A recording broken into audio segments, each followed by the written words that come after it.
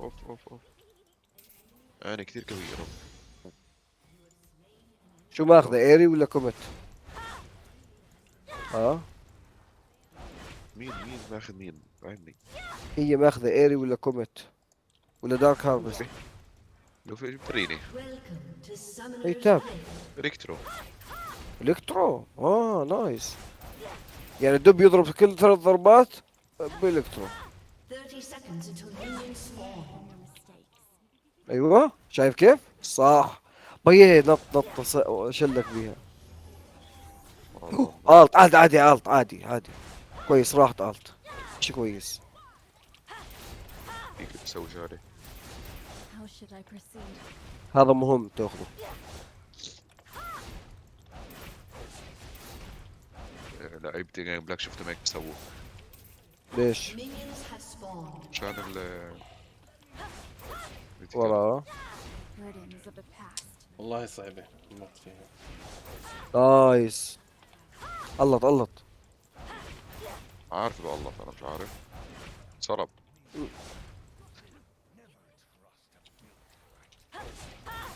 طب تعال مع يتيمي ممكن. My بدري. hands are steady. ارجع تموت انت بضغطه. ايوه. خلك ورا. جهز برميل جهز. جهز خط إذا برميل. مشيت معي برميل مشان الله يلوفي. نسيت انت بدك وقت. قلت لك.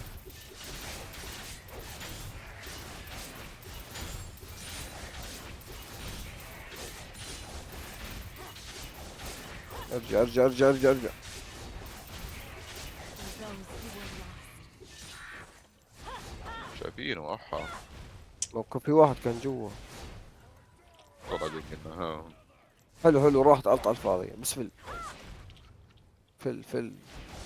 انا قادر في مشان الله يلوفي تطلعتي.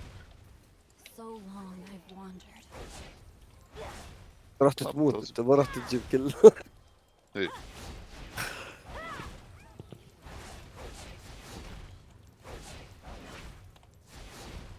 اصبروا على. انت ليت جيم اصلا يعني شخصيتك تعتبر صح؟ من ميد لليت جيم. داعي.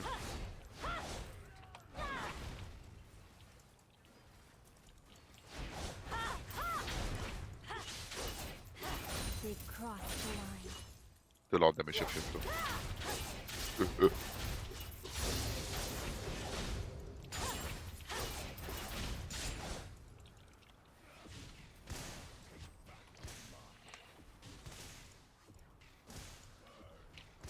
لا ما يشخر الدلو يلا.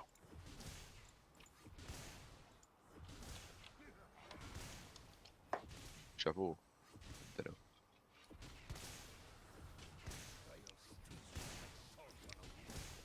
Hey everyone, welcome to my Jing.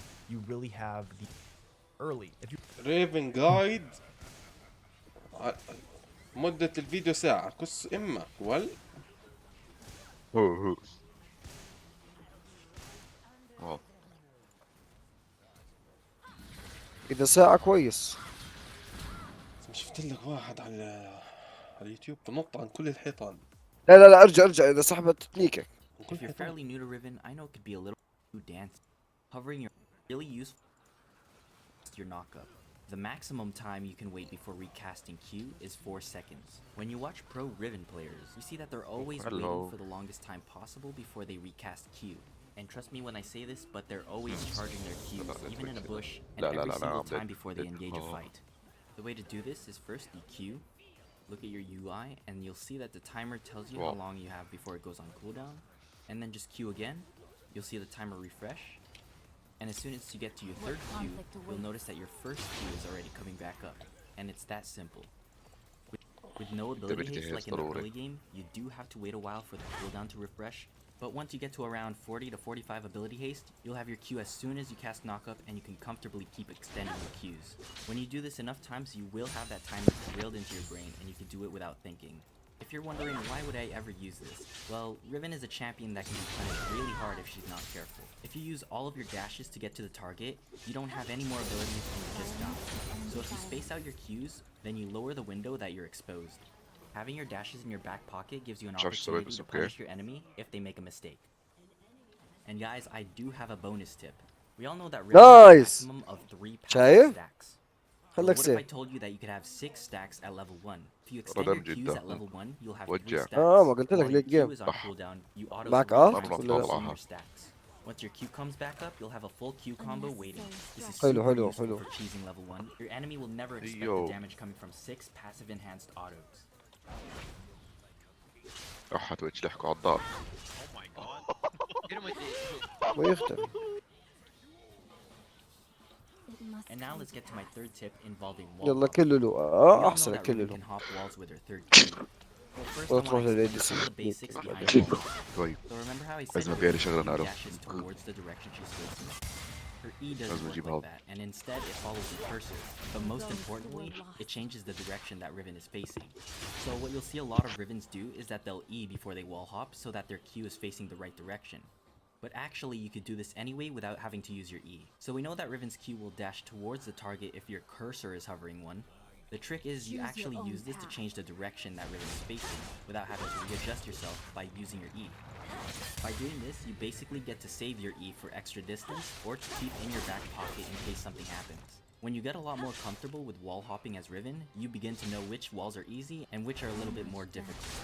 And so you know by experience when to use your E to guarantee that wall hop. حقدوا عليك. Because in some خلاص situations, حقدوا عليك landing أصلاً. the wall hop could mean the difference between living and dying. قبل However, بإمي. there are some walls that كبست are على way تويتش too بالغلط big, and you ترى. have to use E to العرض. hop over them. And this requires good timing. So to sum up what I just أبوي. said, hover your cursor on a target to جهز- bypass جهز the برامج. readjustment of Riven's direction. شايف And ربع when you get صار. comfortable with Riven's wall hop mechanics, أكيد you can do ركيتها. hops without كم using حق E, and instead use your أم الاخطبوط.